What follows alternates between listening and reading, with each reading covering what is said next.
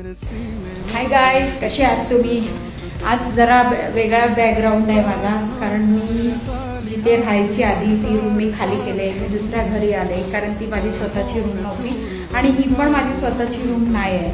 ती पण हेवी डीपीवर होती, ही पण हेवी डीपीवरच आहे.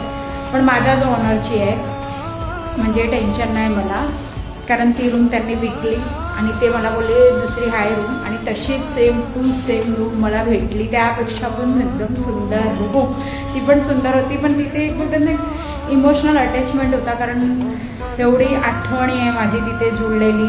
एवढ्या वर्षापासून मी तिथे राहिले.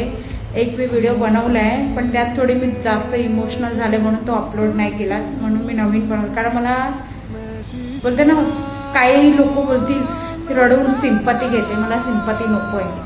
मी जे आहे माझा दब्बर करेन, तिथून मी इथे येऊ शकते आणि माझाच ऑनर मला चांगली रूम करून देतो. अरेंज करून दिले त्याने, करून देते ना ही रूम. ते मला बोलतात तुला कुठे जायची जरूर नाही, तुला मी सोडणार नाही, कारण तू बोलतात तू, ते मला एकच बोलतात तू जिथे राहा खुश राहा बस.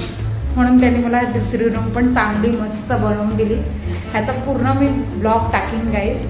ते बोलतात ना पहचान, म्हणजे हिंदीमध्ये बोलते पहचान बनानी ना तो अपने दम पे बना. ठीक आहे, तसंच माझा रोल आहे. मी बनेन ना माझा दम बनून पहचान बनून. तिथून अगर इथे येऊ शकते तर इथून मी आता ही लास्ट रूम, ह्याच्यानंतर मी माझं स्वतःचा नावाची रूम घेईन, उर्वी राजपूत. स्वतःचा नावाची रूम घेईन आणि घेऊन टाकून.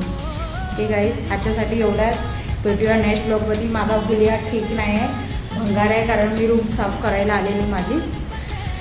आजच्यासाठी एवढ्याच गाईज. हा व्हिडिओ आवडला असेल तर लाईक करा, कमेंट करा, शेअर करा. Okay guys, bye. भेटूया पुढच्या ब्लॉगमध्ये. Stay tune guys, bye.